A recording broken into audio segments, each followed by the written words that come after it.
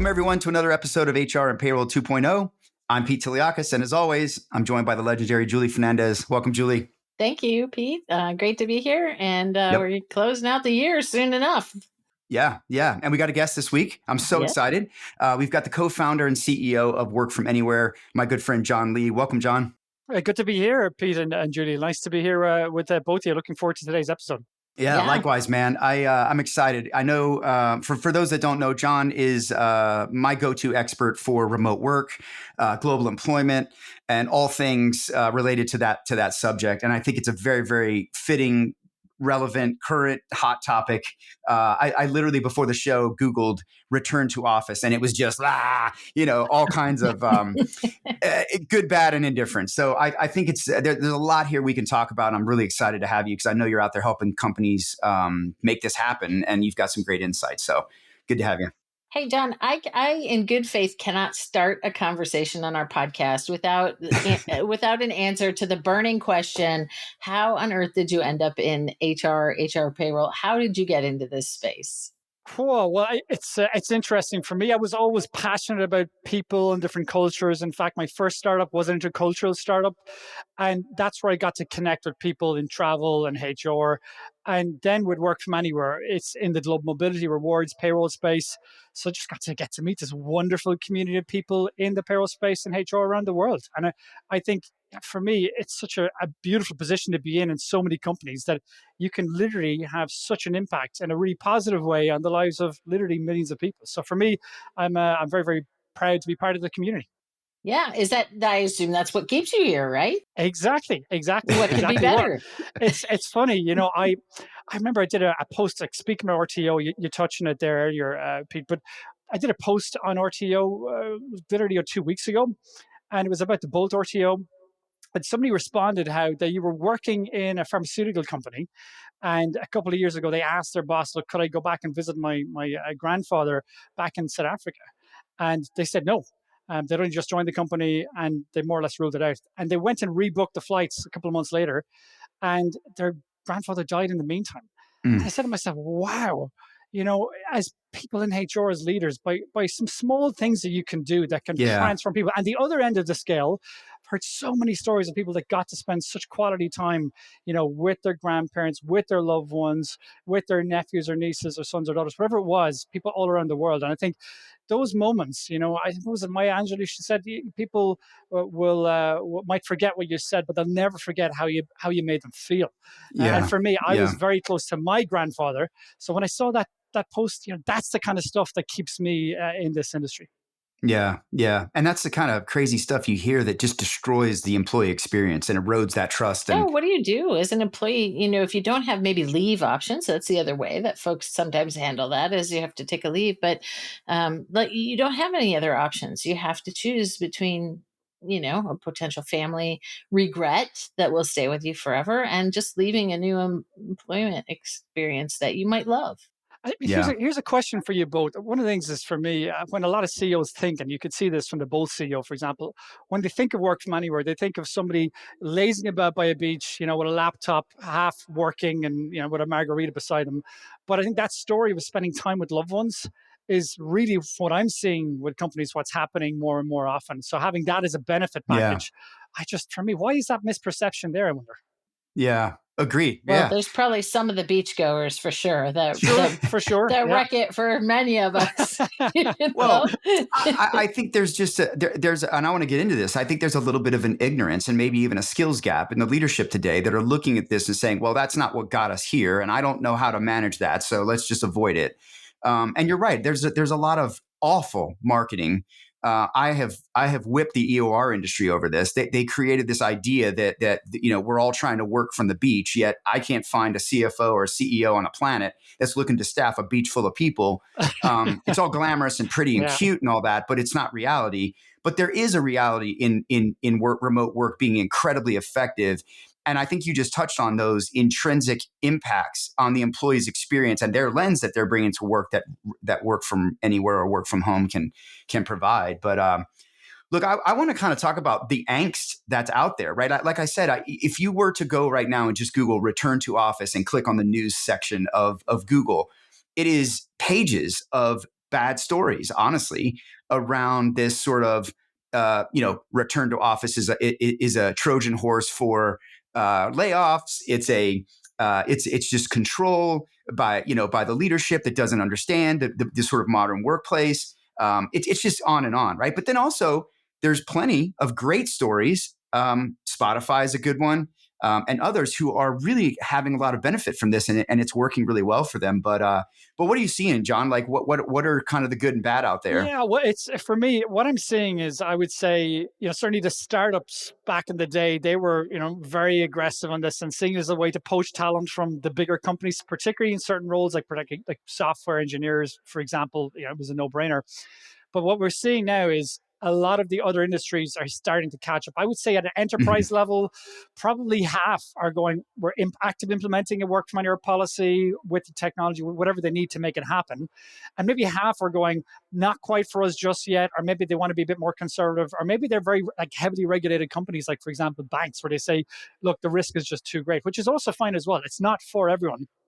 I think the challenge is as well, to be fair, it's also a marketing issue for the employees. Like, I don't see, when people think work from anywhere, think I can actually work from anywhere. I'm sorry, you actually can't. I don't see too many Instagram photos of a beach in North Korea, for example. We all recognize there's like logical limitations. So on the one hand, there's communication gap with CEOs misunderstanding what it is, and there's a communication gap sometimes with employees who go on things like hush workations, and that erodes Yeah, the trust as well. So it's something, trying to look at it holistically. How can we make this into a benefit that becomes a key part of any company's package, but do it in a way that's balanced, that's sustainable, that doesn't throw yourself off the cliff in terms of risk? You yeah, know, you're reminding me something, John, that I knew when I first started in the marketplace in HR, and Hewitt Associates was really big, right? It was the Hewitt Exalt days, and yeah, things were taking off and growing, and they were known enough that I actually was applying there at the time to have a sabbatical. And within the course of 7 years or whatever, you could then take a year sabbatical and, whatever, get further your education or do whatever you wanted to do. And I love the fact that you just mentioned in your commentary that maybe there's a benefits angle to this that should be explored.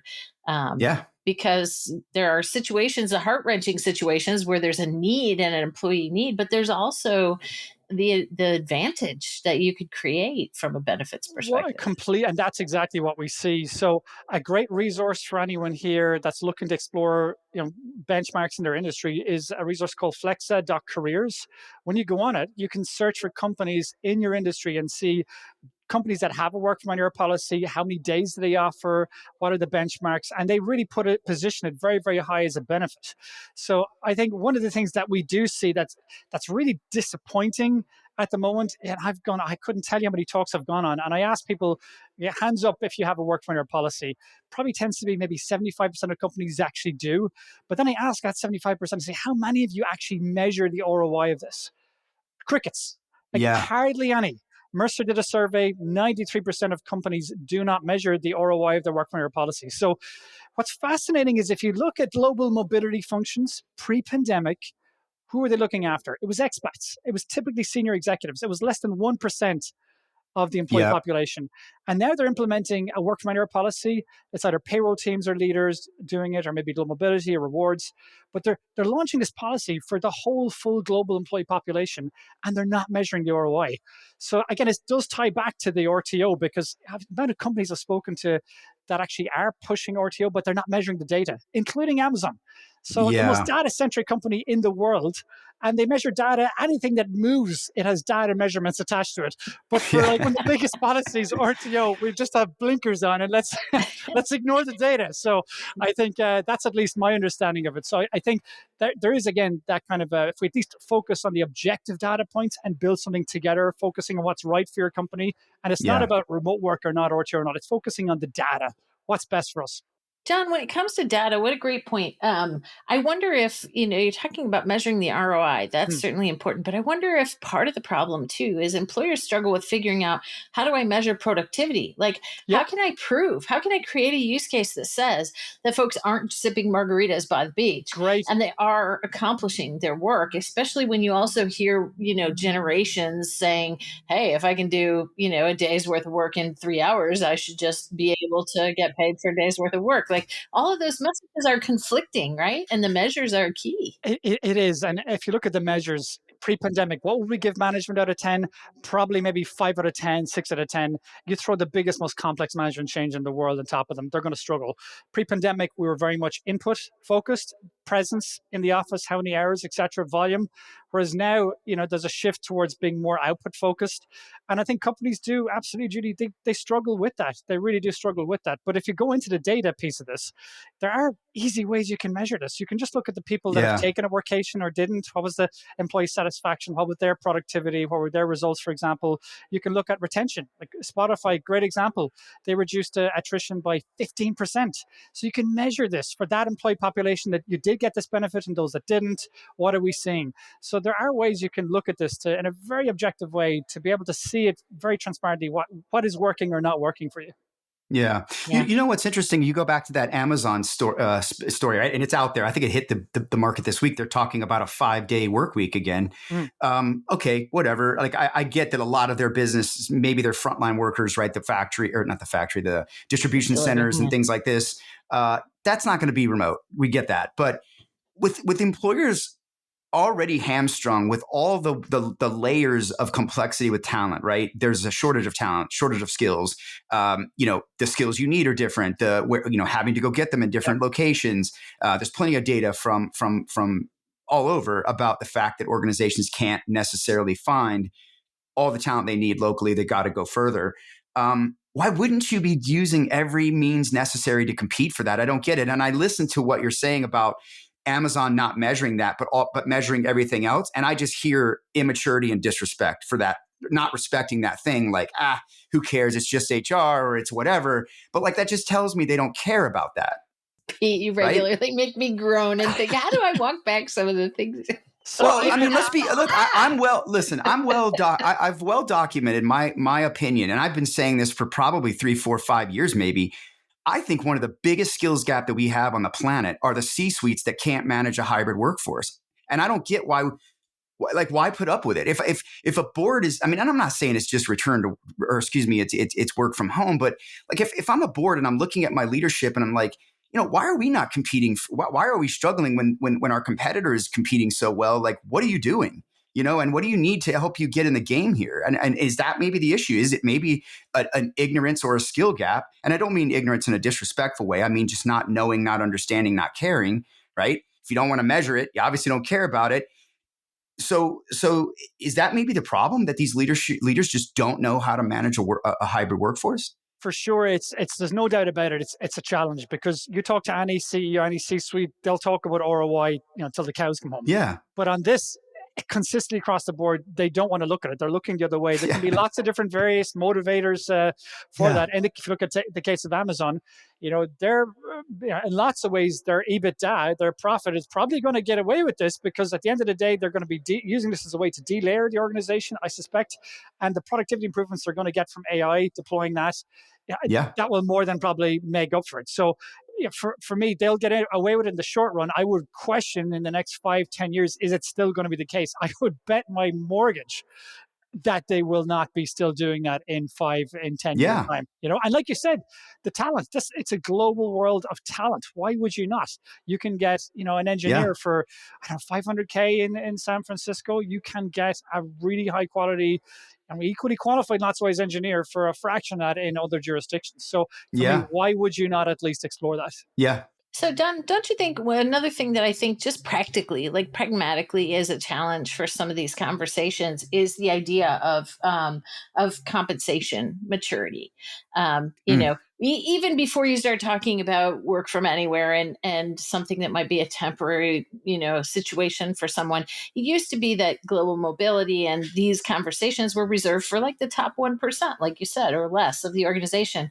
Now when you start talking about this broadly, you have a whole host of issues that are aggravated. Not only is it already aggravated in companies who don't maybe have a firm grasp of whether their compensation policies or ranges change, from their California employees to their Ohio employees. But now you start talking about globally, what happens when you're making accommodations. And if you don't have a solid grasp of what your compensation structures are and how you approach compensation, it just becomes a big head scratcher. And Yeah. companies throw up their hands and go, I don't Yeah. want to deal with this, And right? compliance too, right? Like that's Compliance, yeah. a whole other part of the soup. Completely. Well, Yeah. if you look at it, what we see is you've got like the kind of the startups and then the corporates, the bigger Yep. companies. So the startups, they can have very fixed views on this to either localize it or have one package across the world.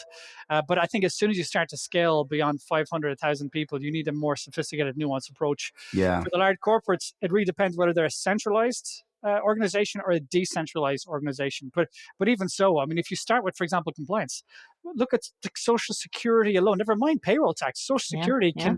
can be nearly like half your salary in certain Yeah. countries, and it can be 0% in others. So Pensions. why Yeah. exactly? Why should you not localize the package? Now, at the same time, you need to have a degree of equity and fairness in your pay package is absolutely vital.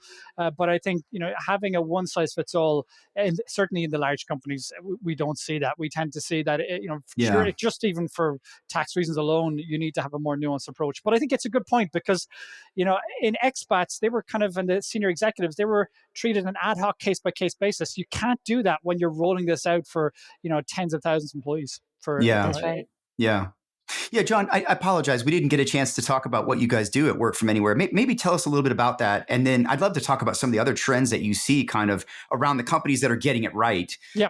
What are some of the commonalities there that people maybe can pick up on and learn from? Because I think you have a good point there about that small business, bigger business. I think the little guys today always have to fail much faster.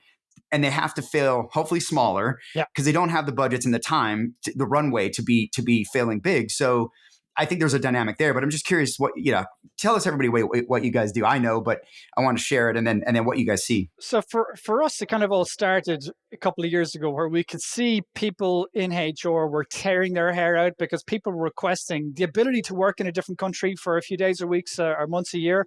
And they're like, how am I going to assess all these risks? I've got payroll tax, social security, permanent establishment, immigration, right to where I really struggle. And then, of course, the different solutions. Sometimes it's maybe a digital nomad visa for a shorter term trip of less than a year. Maybe it's a structural scenario that maybe it's an employer of record or maybe it's a legal entity or independent contractor. So it's so mind-numbingly confusing. So we said, okay, well, could we build an algorithm that would automate this in seconds for both temporary remote work, like workations, and also like structural remote work, hire from anywhere? And initially, we were the only ones really doing this in the world, and so of course you're a new product. Our company's going to want to be using this. We're quite nervous, but more or less in the last 2 years, we've onboarded Fortune 500 companies all around the world and startups, and won multiple awards in the last couple of months. So I would say probably 80% of companies are coming to us primarily for the workation piece of it, because that's the big need for big companies now, and maybe 25% are coming for more the hire from anywhere piece. So the hire from anywhere is like, I want to hire 2 engineers in Indonesia. What's the model? Is it legal entity, employer of Yeah. record, or contractor? And so what we tend to see is that companies are really getting so many of these requests primarily for workations from employees. And they're Yeah. like, well, how do I deal with this? I can't keep going to my tax advisors all the time. Yeah. Or maybe if they're conservative, I can't keep saying no. And that's where they need the technology to be able to facilitate a program like that. Yeah, absolutely. It's very cool. But what are some of the trends you guys are kind of seeing, beyond what we've already talked about, like around just with the customers that you're working with that are getting this right, if you will? The companies that are getting this right have got clear accountability and responsibility for who's in charge. And that's probably what makes this a bit of a unique problem in lots of ways, because some of our customers, it's the payroll team, the payroll operations team. Sometimes it's HR director. Sometimes it's the global mobility team. Others, it's the corporate tax team. Sometimes it's the immigration team. And what you tend to see, a general trend, is nobody wants to take ownership of this because they need budget, and they're going to get these Uh-oh. requests. They're going to manage it. So You know what that sounds like in my experience? It ends up in payroll I somehow. was just going to say the same Yeah. thing. Oh, Payroll. nobody wants to do something? people Oh, are, yeah. I mean, Payroll will deal with it. people are like, I'm gone, I'm out of here. And so, Yeah. Oh, yeah. Yeah. Compliance? Ah, yeah. so even though a lot of companies knew this was an issue and knew this was a benefit that made sense, like everyone was tearing their hair out going, I don't want this. I don't want to be dealing with this. So I think it really was, like people kicking and screaming, I would say, probably from the middle of last year, we really started to see things taking off. And there's different maturities, different industries. Like you can see, obviously, like companies in, for example, the software engineering industries, for example, marketing agencies, like they were first out the gate. But then, for example, this year, you've got the companies like manufacturing companies, companies like insurance companies, kind of companies that we work with. It really varies. We have like retailers like Lidl. We have, FMCG companies like a Reckitt, for example. We have companies like NXP, makers parts for the iPhone. We have a wide range of different companies in UK, mainland Europe, US, Asia, Latin America. I would say as a general trend that the US and Europe are farther ahead in this in terms of being an employee benefit. Then I would say followed by Asia and Latam. Really don't see much of a pull from this in Africa. If I'm honest, yet we do see isolated cases. We see a lot of requests and cases within Europe. And also in US, combination of interstate, but also international. What is fascinating about the US, from what we can see, is that if you look at work from anywhere as a benefit, and work from anywhere, let's define what that is. Work from anywhere is saying, look, there's 220 countries in the world. Straight away, there's 100 we're never going to be allowed because there's war going on there, sanctions, whatever it is. Yeah. Just too high risk. But that leaves us with maybe 100, 120 or so, 150 that we say we're willing to consider. For those countries, we're going to allow X number of days. Yeah. And so what we then see happen is that in the case of the US, that's where it gets very interesting because typically, what's PTO in the US? 10, 15 days a year? Yeah. But if you can say to somebody, you know what, you can go back and visit your family or your friends in Indonesia for, maybe 30 days a year, that's a very interesting employee benefit. That creates a lot of stickiness, Flexibility enablers. The more flexibility enablers that you can offer, the better that employee is going to be able to shape their experience. Hey, John, is there a scale for this, right? Like, so, even very small employers right now are recognizing not only that they might have to have somebody outside of the US that's there with them, but that they might have these situations crop up. And oftentimes solutions are really only scalable beyond a certain threshold. What does that look like? Well, yeah, it's a great question. So what it looks like is, you've got three components of any well-run process. This you've got the policy, so your written policy, how you do it, and I can walk you through that. You then have the people, be it your internal people and stakeholders or external advisors, and the technology piece. So if we start with the policy. The policy, you need to have very clear rules around what countries you're going to allow. You need to have a traffic light system. So for example, red countries, forget it. We're never going to allow it. You're going to have green countries, maybe where we've got a legal entity below a certain number of days. That's pretty much automatic as long as they've got the right to work and visa. And then you have orange countries. That's where you need to assess on a case by case. That's where you're going to need the technology piece of it. For the actual implementation of the policy, what's first and foremost is that what we tend to see best practice, companies will never allow requests unless an employee has signed off on the policy, which typically says you need to check immigration, visa, for example, and you need to check right to work. Then it typically goes up to the manager. If the manager says, no, it's not going to work, well, then it dies there.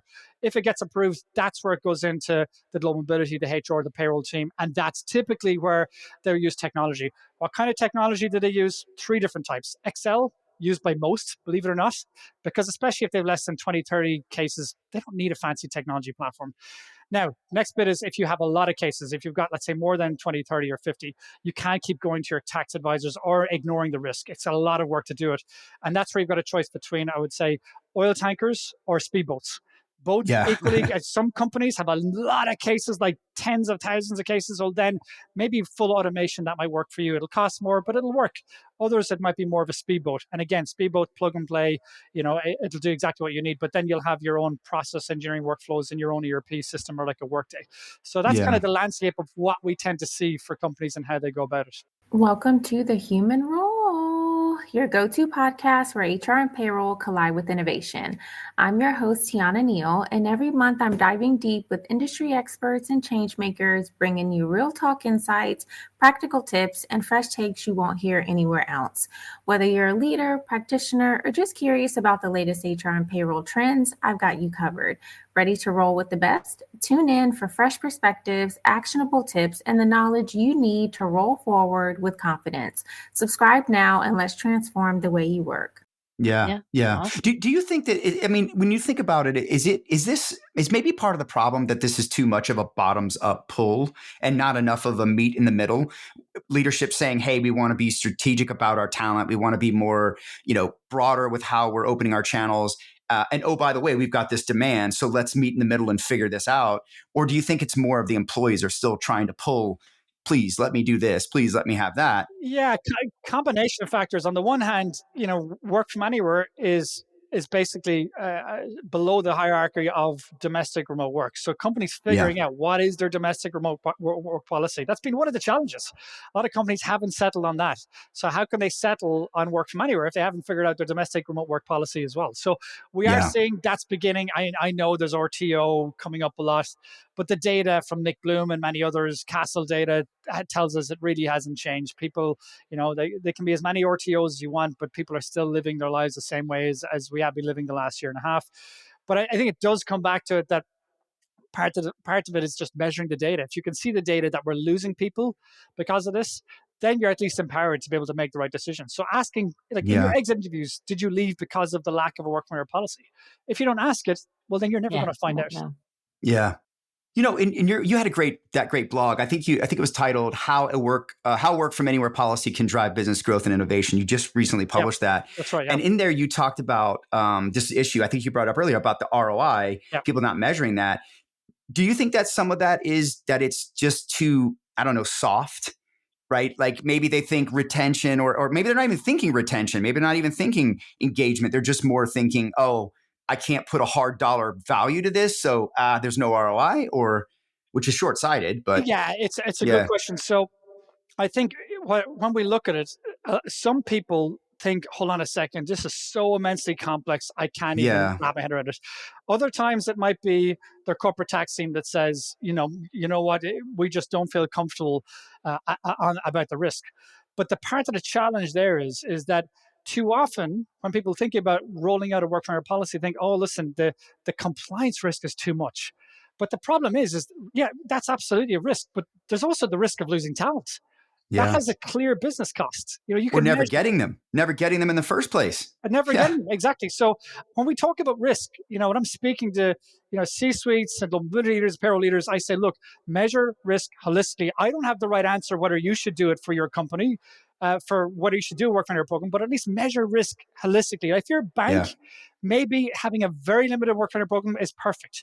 But maybe if you're into software engineering, in the software space, you need to be pushing it. And so when we talk about measuring that, things like exactly like you mentioned, the percentage of job offers rejected due to a lack of a policy. Do we measure yep, that? What about employee satisfaction? What about employee engagement? People that did request to work for an hour trip or not. What about employee attrition? So don't just focus on the obvious compliance costs. Focus yeah, on these other costs, and they're not soft. They're hard measures we can measure that have a yeah. have a big impact, Yeah, and particularly employee attrition. yeah, agreed. And I think there's, I mean, obviously on the front end, there's that quality of hire, speed to hire, Yeah, right? And I think even on the back end, you're right. You can look at some outcomes. It would take some time, but you can gather some outcomes on the retention, the engagement, the ability to have more yeah. applicants at all, candidates at all. I think there's a boost to all of those things. So I think you're right. There's almost like do you almost have a scorecard, right, model for remote Yeah, work? well, yeah, well, yeah. We absolutely do. But it's also what's really interesting is two key drivers are Yeah, your industry sector and your risk appetite, your compliance risk appetite. So what we find is that in your industry sector, if your competitors are not offering a work from anywhere as a benefit, you can still do it. It might be a massive employee benefit, but you're not going to have a huge push. Because at least you're going to say to your employees, look, we're in a highly regulated banking industry. No one's doing it. They're all, 5 days are into office. Leave me alone. But if your competitors are doing it, well, clearly, you're going to be leaking talent if you don't. The other side of it is your compliance risk appetite. So within an industry sector, looking at what is your risk appetite? How do you see it? Are you conservative, or do you feel like you're happy to take on more risk? That needs to come from the C-suite. That needs to come from all of the different cross-functional stakeholders coming together to go, okay, we see it as a benefit. How far are we willing to push it? For example, do you want to maybe offer a 30-day work vendor policy? Or maybe do you want to go up to as far as maybe an Airbnb or a Spotify, or let's say Airbnb does like 90 days work from anywhere, for example. So Oh, wow. we actually Nice. see, even in the banking industry, we see some of the technology, the companies like the Revolut and whatnot, they do like up to 90 days, whereas maybe the traditional banks, they don't do it at all. So it's fascinating even within an industry, and it's linked to the risk appetite. Yeah, yeah, interesting. I mean, we talked a little bit about the cultural, I guess you could say, sort of lens around the world, but like, do you see any commonalities in the companies that are winning with this? Is it the high tech guys, companies, whatever, that are only benefiting, or do you see any other characteristics? No, no, absolutely not. I mean, I would say of our clients around the world, we probably have, I don't know, maybe 20% are technology companies, but there's like Yeah. 80% are not. So Wow. we find that the companies that are actually doing this well is, again, clear ownership, a very Hmm. clear policy, and they're measuring this stuff. And they have a clear understanding of how far they're willing to go with this. But I think what's also vital is they're communicating it, they're marketing it well. I would go Hmm. back to the Airbnb example.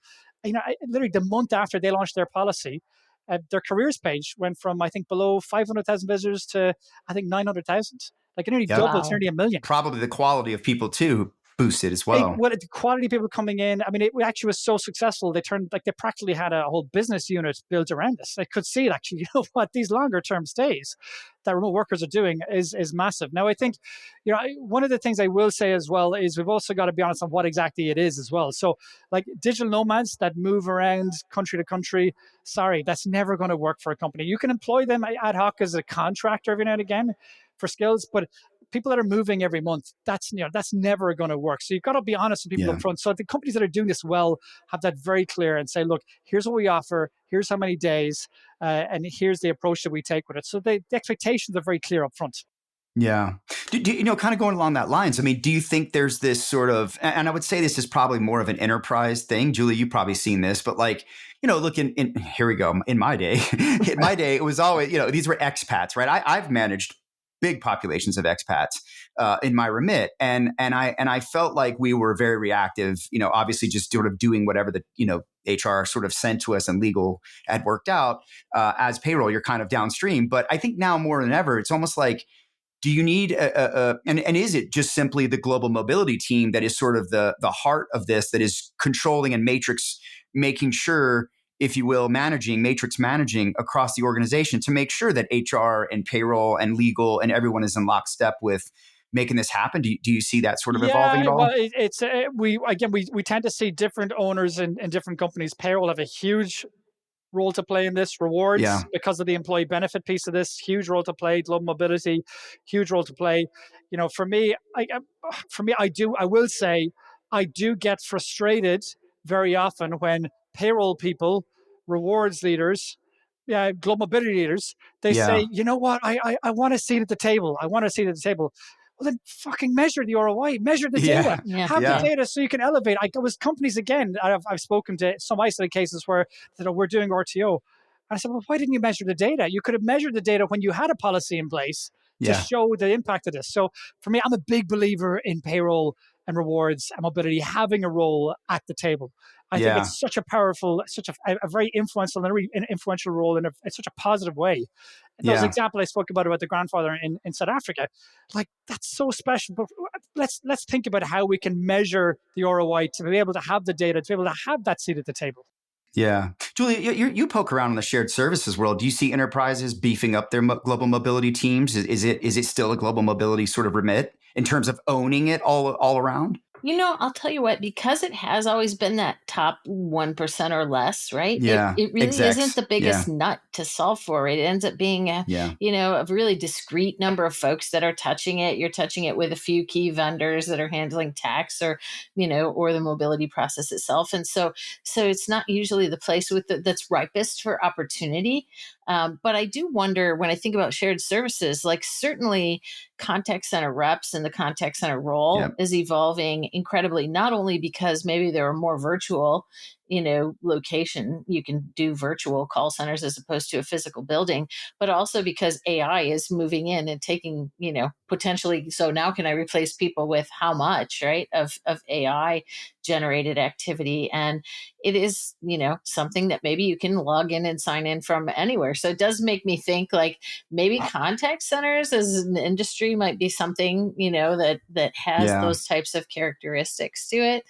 um, that's what I see the most. And then I know this probably won't be, too much of a conversation because John, you're in the sticky wicket of the global bit of it. But I work with a number of domestic companies, and quite honestly, the issue is the same. If you're just talking to a domestic company that's trying to deal with, we're Yep. an Ohio hospital, and we have somebody that, we want to hire somebody in California or in another state, and there's less complexity, sure, but there's still the same challenges and the same issues that don't have policies and that don't have Multi-state. compensation Yeah. structures. Yeah, no, you're absolutely right. I mean, in the Yeah. US, it's very much, I probably say 65% of the time, maybe 70% of the time, it's domestic. And, Yeah. maybe 35% varies by company. It's international. It really depends. Yeah. Yeah. Julie, there's a major, I would say there's a major risk to, there's a lot of folks who have allowed remote work who have, and we saw this during the pandemic, for example, the camper van folks, right? My cousin was one of them, sold his home and his family. They tooled around in a big RV like rock stars and saw the whole country. But that's happening, right? People are working remote and doing things in America, in our 50 states, without Nexus, without telling their employers there, hey, I'm in Wyoming this month, or I'm in California, and the client is only in New York, Ohio, and Pennsylvania, or whatever, or company. That's an issue. That's a massive risk. I think Topia did some good research on that a while back, and there was a significant number of people that were working remote that their employers did not actually know where they were, and they're not meeting the compliance True. requirements. Yeah. Two key things to mention on that. And you mentioned New York. You mentioned, for example, AI. The New Yeah. York State, we actually published an article on this recently. They have reduced the number of tax auditors by 5%, but they increased the tax audit letters by 50%. Again, Yeah. using AI to do basically risk targeting and then send automated letters out. So I think that's one aspect of it. The other component of it is like also the digitalization of borders. We have the ESTA in the US, but also we're Yeah. seeing that also in Europe as well. And so, we were thinking like with the pandemic, it was, obviously, businesses getting more digitalized. We see commerce go through the roof, et cetera. We see remote work. Yeah, well, guess what? The tax authorities, they're immigration authorities, they're well into that as well. So that's something that we do see, and we also see that probably in the first year after the pandemic, there was a lot of hush workations, people not telling their bosses. We have seen, a lot of companies go, hold on a second, we really can't have this. It's been Yeah. something that cracked down on. I think tech is going to catch up to that. I don't know. Don't quote me on this, but I remember reading recently there was this. I want to say it was somewhere in Europe. The government's using like a Google Maps type of a view, or maybe aerial photo. I don't know, Yeah. to find out who has pools in their That was yards, so the they one. can tax. Have you seen that? That's the one. We actually mentioned that in our article as well. The French tax authorities, they Yes. basically did a partnership, but I think IBM and Yeah. Google Maps, and they took images of all of people's basically houses, and those that had pools that weren't declared, they were able to then send tax. I mean, this was a couple of years ago. So you say, Yeah. if they're doing that now, like a couple of years ago, what are they going to be doing now?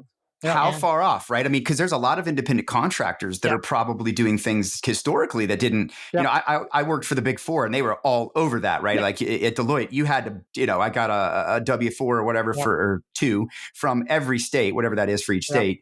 And that was, that was a big part of year end, was us, declaring all of our earnings and going through our taxes. But if you look at remote work, you have the temporary and the structural pieces of it.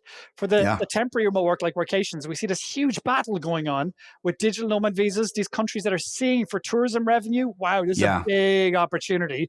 And the countries that are seeing people leave them, they're like, hold on a second, we want to stay grabbing onto that. And so trying to create an attachment in some cases, where we can see, for example, in France recently, they're looking at going closer to the American model of citizenship, basically, where there's a risk of even if you leave, for example, being able to being stuck with paying higher taxes. And then on the other hand, you have the likes of employers of record and legislation waiting to catch up on those as well, being very diverse. So there is definitely a sense that the governments have a way to go to catch up on how we're working today. Yeah. Well, in Yeah. companies too, as you mentioned very plainly, employees don't disclose, a lot of times, where they are. I think it would be challenging for my employer to know where I am in what state just because I'm at a conference that they know that I'm Yeah, going to be that's at, a tricky one. That's a very tricky, Yeah. because what we do see is companies.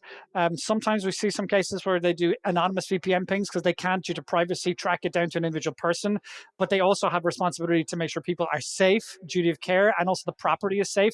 So sometimes you see companies that do a ping, and all of a sudden, what the hell? Somebody's working in Russia. Well, that wasn't. That's not supposed to be. Things like that, for example. So, but it is a tricky balancing act, and I think the legislation around this is very, very tricky. I think companies have to make sure they get the right advice to do it in the right way. Yeah, but it's tricky. Yeah. Just thinking about all the engagement you do around the global EOR, global employer of record space, like what are you seeing in that way? Do you think that's meeting the challenge? I mean, I think that's been a huge vehicle to help. Obviously, I'm seeing more of the VMS solutions start to step up and create better technology. We Yeah. talked about Workday Venly helping with direct sourcing, but like what are you seeing in that way, man? Do you think any insights you're kind of Yeah, gleaning? it was really interesting. It started off very much with startups a couple of years ago, primarily Hmm. with contractors, and then the actual employer of records adjusting to have that employer of record model within them, for example. And I think corporates in general have still got a ways to catch up. We can see that a lot of the employers of record are staffing up their global mobility account and sales team members, basically to try and go after that corporate space. But in general, we find that with corporates, the bigger corporates, they tend to have very strong kind of talent hubs, and they're happy using that for now. But at the same time, for me, I'm trying as much as I can to educate the large corporates to go, look, having an employer of record there in your back pocket, it's a helpful tool. For some companies, it's not the right cultural fit, but for some, it's very helpful. And a good example, there was a global insurance company I was speaking with only in the last 2 weeks. And I'd been talking to them for years. I said, look, you've got to at least consider this. Of course, then deciding which is the right employer of record for you is the next question, can be very different. There's a lot of variation.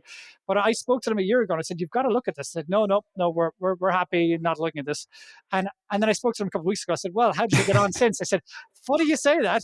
I had an executive of one of our big divisions, and he said, if I can't fucking hire this person, it's going to cost us $100 million. Get it I love it. fucking done. So I it's love it. that's one way to just crack open the nut. Yeah. I love it. I You know? love it, It man. I was love it. done 2 weeks later, I bet, if not Exactly, Yeah, yeah. exactly, before. exactly, exactly. Yeah. So, John, just to kind of maybe round this out, man, any sort of inside sauce that you would share as far as maybe the hidden things people don't realize about getting this to be an enabler to strategy versus maybe just being a burden that we didn't mention yet? Yeah, no, I think the big one that becomes so clear is that last year for me it was about advocating for here's how you put together a policy. And we put some, thought leadership and white papers and resources up on that. Whereas this year, very much shifting to focus on the data, look at the Yeah. ROI. And for me, it's not about me saying you need to do work money or not. It's looking at the data to elevate the role of payroll, of rewards, of global mobility, so you can find out what's best and have those conversations with C-suite, and not being afraid to confront them with the data. It's uncomfortable sometimes, but I think looking at the data is where we can then start to really build on, okay, well, based on the data, what is it we're going to do that's right by our employees and right for our company? John, if Yeah. somebody asks you, like, what are give me a handful of things and just rattle it off. What kind of data should I be capturing? I know you've mentioned one or two Yeah. throughout, but like, what would you tell them? Yeah. Most important one is attrition, and making sure when exit interviews you capture the right reason codes for your company to be able to capture why people are leaving. The amount of people I speak to that say we're losing a lot of talent because people are saying we don't work on our policy. I say, well, do you measure it? No, we don't. So any company that you mention, you can speak to like hundreds more. They'll take the same thing in the vast majority of cases. But then if you do actually have a policy, equally measure it. Measure it to see, do you need to push it more? Maybe you need to be more conservative. You need to pull it back. All comes back to that data piece of it. Yeah. And there's no reason not to be using data today. I mean, we are in the data age. Yeah. It's the most valuable thing, on the planet. You can look at our stock market, right? It's not oil anymore. No reason to struggle, right? There's tools, there's help. Exactly. And yeah. So what's look, John, I love you, man. I could keep talking, but what's 2025 look for work from anywhere? And how do we get in touch with you guys if folks are looking for help? Yeah, so the website is wfa.team.